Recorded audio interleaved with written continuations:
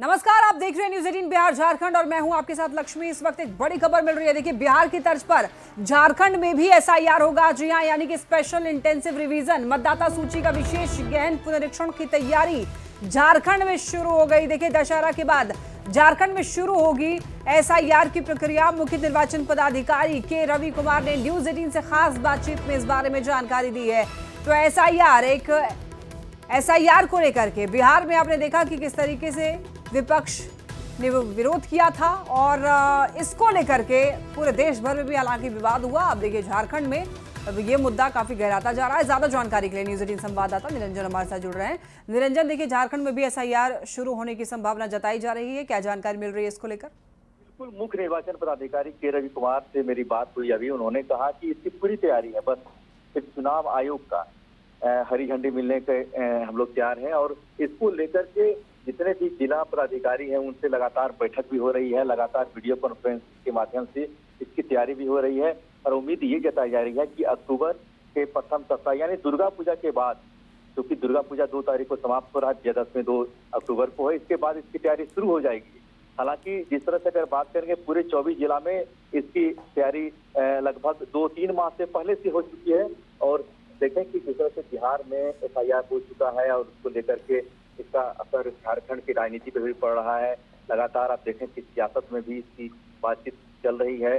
जो सत्ता पक्ष के हैं यानी एनडीए के जो लोग हैं, अगर बीजेपी की बात करें और जदयू आजसू की बात करें तो पूरी तरह से इसके पक्षधर हैं। और सत्ता पक्ष में जो है झारखंड मुक्ति मोर्चा, कांग्रेस, ये सब इसके विरोध में है, क्योंकि बिहार को उन्होंने देखा है।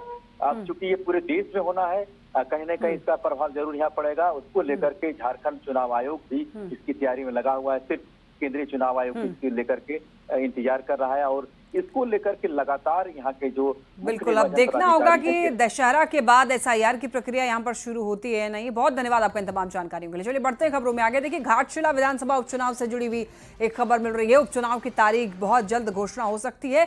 बिहार विधानसभा चुनाव के साथ कराया जा सकता है उपचुनाव। घाटशिला उपचुनाव को लेकर के ये खबर मिल रही है।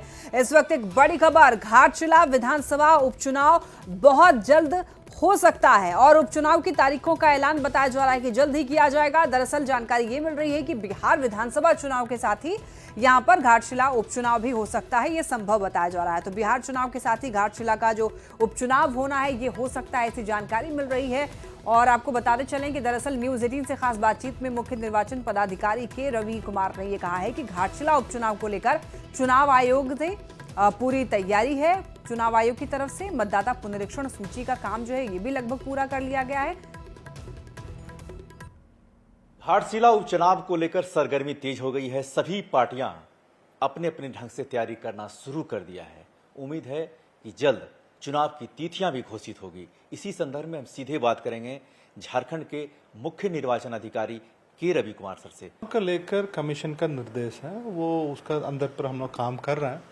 चुनाव 6 महीने का अंतर्गत कराया जाना है। वो कब चुनाव होगी उसका संबंध में निर्णय कमीशन लेगी। उसका पहले वो मतदाता सूची का वो पुनरीक्षण करना था, एसएसआर करना था, वो काम पूरा होने तरफ से। कितनी तैयारी है सर इलेक्शन कमीशन की ओर से? हम लोग का वो मतदाता सूची है, उसका स्पेशल एसएसआर किया जा रहा है।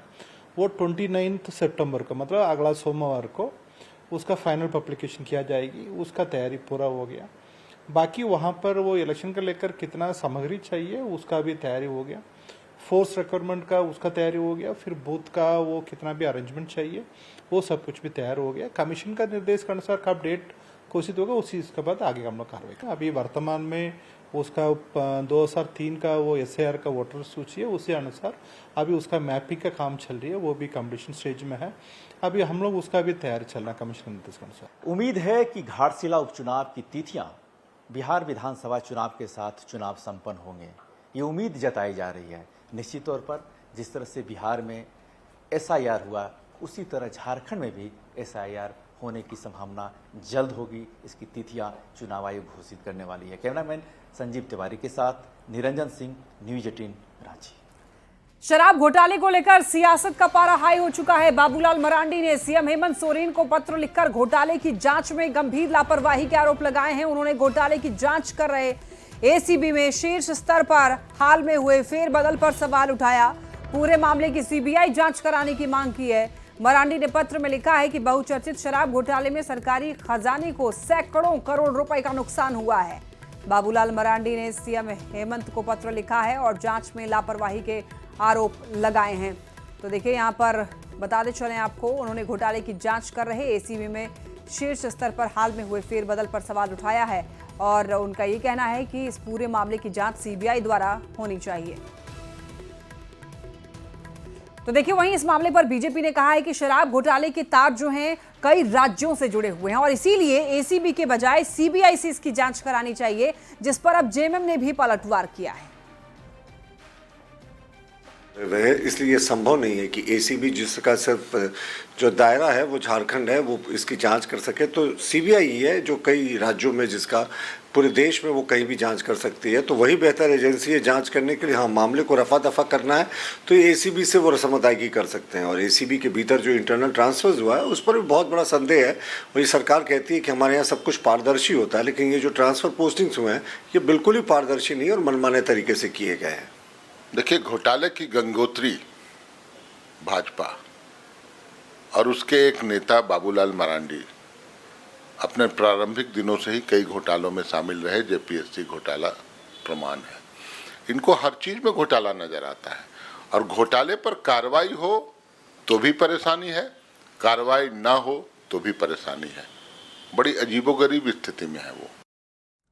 रांची में देखिए बचत उत्सव मनाया जा रहा है। रक्षा राज्य मंत्री संजय सेठ राजधानी की दुकानों में पहुंचकर आत्मनिर्भर बनने का पोस्टर लगा रहे हैं और जीएसटी में मिले छूट के बाद प्रधानमंत्री नरेंद्र मोदी का आभार भी व्यक्त कर रहे हैं। में बचत उत्सव मनाया जा रहा है। इस वक्त हमारे साथ रक्षा राज्य मंत्री संजय सेठ हैं। रांची राजधानी रांची के चौक चौराहों पर पहुंच रहे हैं और स्वदेशी अपनाने को लेकर मुहिम भी चला रहे हैं। देखो, पिछले गणेश चतुर्दशी के दिन से यह अभियान प्रधानमंत्री नरेंद्र मोदी जी का कि हम स्वदेशी ही बेचेंगे और स्वदेशी ही उपयोग करेंगे। घर में कोई सजावट हो, दुर्गा पूजा, दिवाली, छठ, उसमें स्वदेशी ही सामान, अब पूरे वर्ष स्वदेशी, क्योंकि भारत को आत्मनिर्भर बनाना है। लाल किले के प्राचीर से जब प्रधानमंत्री ने देश से आह्वान किया, देश तैयार हो गया और रांची में हमने गणेश चतुर्दशी के दिन से उसकी शुरुआत की। रोजाना एक एक बाजार में जाकर इस अभियान को गति दे रहे हैं। आज रातू रोड में पिस्का मोड़ से विश्वनाथ मंदिर से इसकी शुरुआत हुई है। रातू रोड में आज ये सब दुकान में जाकर उनको माला पहनाना, गुलाब फूल देना और उनसे आग्रह करना कि विदेशी तो नहीं है, बोलते नहीं विदेशी नहीं। रक्षा राज्य मंत्री संजय सेठ थे जिन्होंने कहा कि ये बचत उत्सव पूरे देश में बड़ी ही खुशी के साथ मनाया जा रहा है। कैमरा पर्सन प्रभाकर के साथ गौरव झा, न्यूज़ 18 रांची। दिवाली से पहले देखिए कोल इंडिया के कोयला कर्मचारियों के लिए एक बड़ी खुशखबरी है। प्रबंधन और श्रमिक यूनियनों के बीच में कई घंटों की लंबी बातचीत के बाद बोनस की राशि पर सहमति बन गई है और इस साल कर्मचारियों को 1 लाख से भी ज्यादा का बोनस मिलेगा और ये राशि जो है आज ही सभी कर्मियों के बैंक खातों में भेज दी जाएगी। तो जो 2 चरणों की बैठक के बाद में सहमति बन पाई है, कोयला कर्मियों के लिए एक बहुत बड़ा ऐलान किया गया है और एक अच्छी खबर है, खुशखबरी है कोयला कर्मचारियों के लिए। सालाना बोनस तय हो गया है। इस बार कोयला मजदूरों को 1,03,000 रुपये बोनस के रूप में मिलेंगे, जो बीते वर्ष से 9,250 रुपये अधिक है। इस वक्त मैं मौजूद हूँ सेंट्रल रिपेयर शॉप बरका का नाम आप दे सकते हैं। मजदूरों के चेहरे पर खुशी है क्योंकि आज ही उनके खाते में बोनस की राशि भेज दी जाएगी। ऐसे में जो दुर्गा पूजा दशहरा है, इनकी खुशी दुगनी हो गई है। बताइए, 1,03,000 बोनस मिलेंगे, कैसे देख रहे हैं? बहुत खुशी का माहौल है। सारे श्रमिक संगठनों को पहले बधाई, जिन्होंने रात्रि में इनका फैसला किया और कोयला मजदूरों के चेहरे पर हंसी आई, खुशी आई। लग रहा था कि इस बार अटक जाएगा, लेकिन बहुत प्रयास के बाद 1,03,000 फाइनल हुआ। खुशी का माहौल है।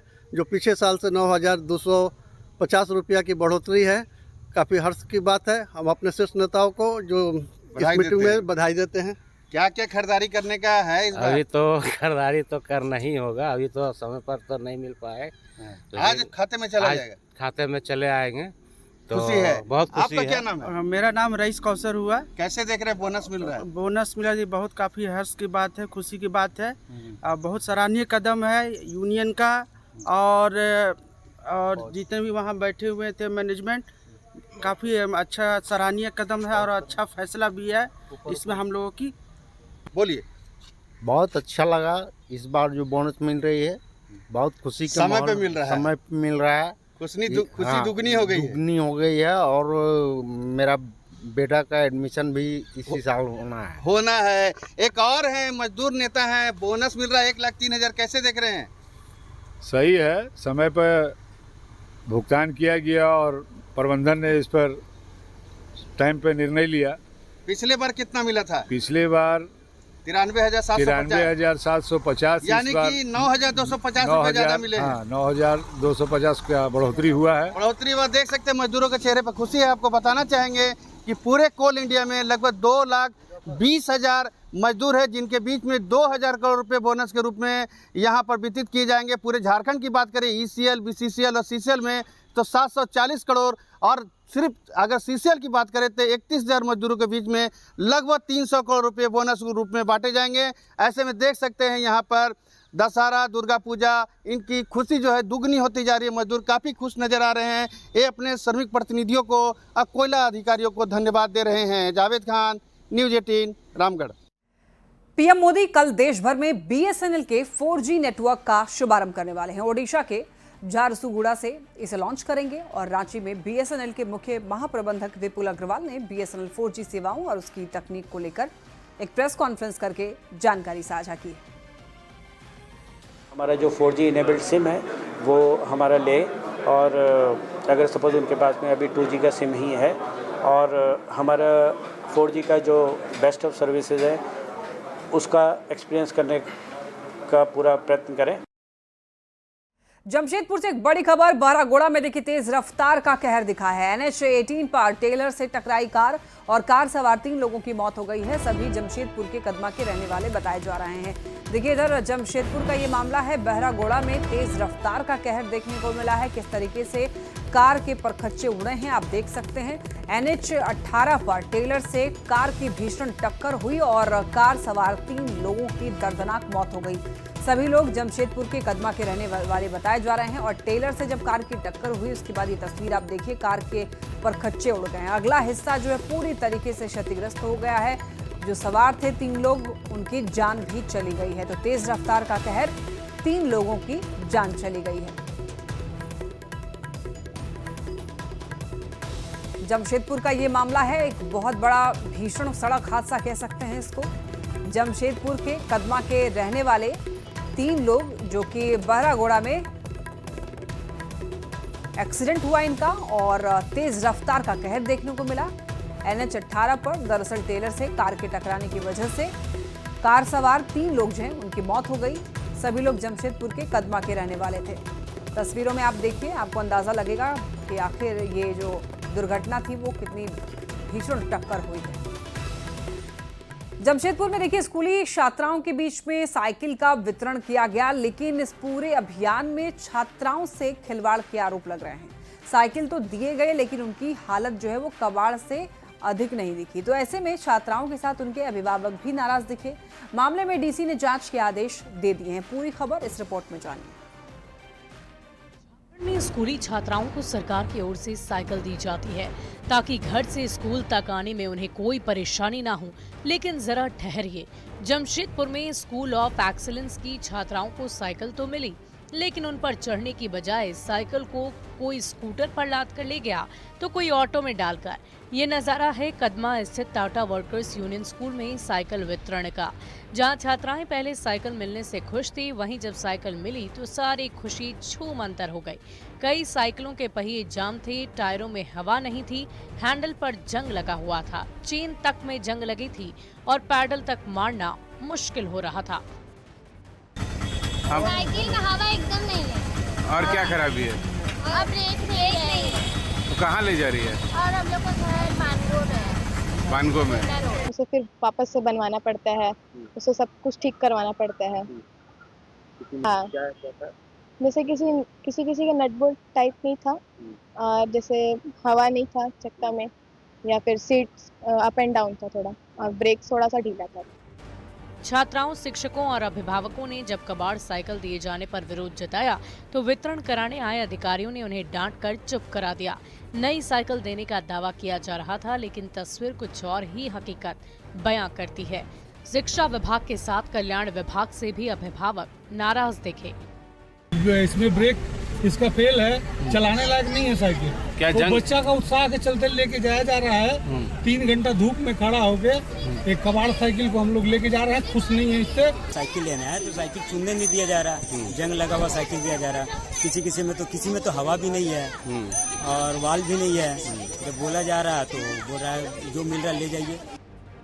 लोगों की नाराजगी सामने आने के बाद डीसी ने मामले पर संज्ञान लिया और जांच कर कार्रवाई के निर्देश दिए गए। लेकिन सवाल ये है कि क्या ये केवल औपचारिकता होगी या दोषियों पर सख्त कार्रवाई होगी। जांच करने के लिए यहाँ पहुंचे हैं, तो इस संबंध में जो भी लापरवाही सप्लायर के द्वारा जो नियुक्त किए गए यहाँ उसके कर्मी या फिर सप्लायर, उसके खिलाफ हम लोग उपायुक्त महोदय को रिपोर्ट करेंगे। उसके बाद जो भी आगे कार्रवाई होगी। ये कबाड़ साइकिल की जगह अच्छे साइकिल कब तक बच्चों को मिल पाते हैं वो तो आने वाला समय ही बताएगा, मगर अब इस मामले को लेकर जिले के उपायुक्त ने गंभीरता दिखाई है और एक टीम का गठन किया है। मगर अब देखना यह है कि इस टीम के गठन के बाद, जांच के बाद क्या कुछ कार्रवाई होती है। न्यूज़ 18 के लिए जमशेदपुर से आशीष कुमार तिवारी। और इसी के साथ इस बुलेटिन में फिलहाल इतना ही। एक नजर डालते हैं हेडलाइंस पर।